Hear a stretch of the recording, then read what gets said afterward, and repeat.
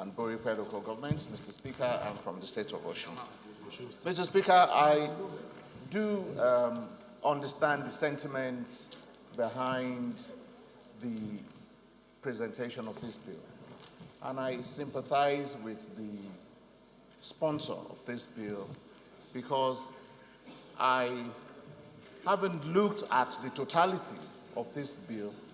I am constrained to speak not against the spirit and intent of the bill, but the bill itself. Mr. Speaker, I want to come from this perspective. I don't believe that the time is right for us to believe that if we throw legislation at problems, it solves the problem. Throwing more legislation at the problem of developmental planning and economic planning will not in any way solve the problem. I believe it can actually confuse the problem, just like the leader of the House has stated. Too many cooks spoils the broth.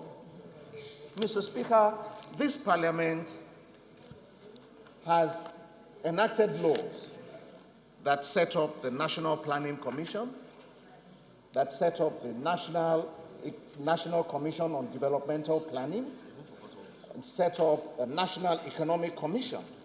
Mr. Speaker, this Parliament also passed the Fiscal Responsibility Act. Mr. Speaker, a reading of the totality of all these laws absolutely captures the spirit and intent of this bill.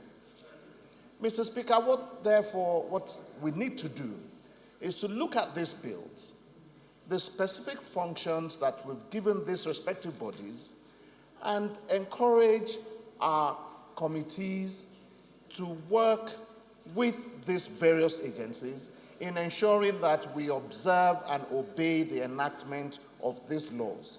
If you look at sections, Mr. Speaker, just like the Leader of the House has mentioned, if you look at section 18 and section 21 of the Fiscal Responsibility Act, you see precisely there the exact wordings of the title of this bill, captured as a specific function, as a target that the medium-term expenditure framework must meet. Therefore, Mr. Speaker, my respected colleagues, I believe that the spirit and intent of the bill is fine, but in achieving the purpose of the bill, we already have laws passed by this Parliament that can take care of the concerns contained in the bill. The Fiscal Responsibility Act and the National Planning Commission Act does absolute justice. And because I'm mindful of the time allocated to me by the Speaker, I would have read copiously from sections of these two laws at least to buttress the point that these two laws deal squarely with the concerns that this bill seeks to address.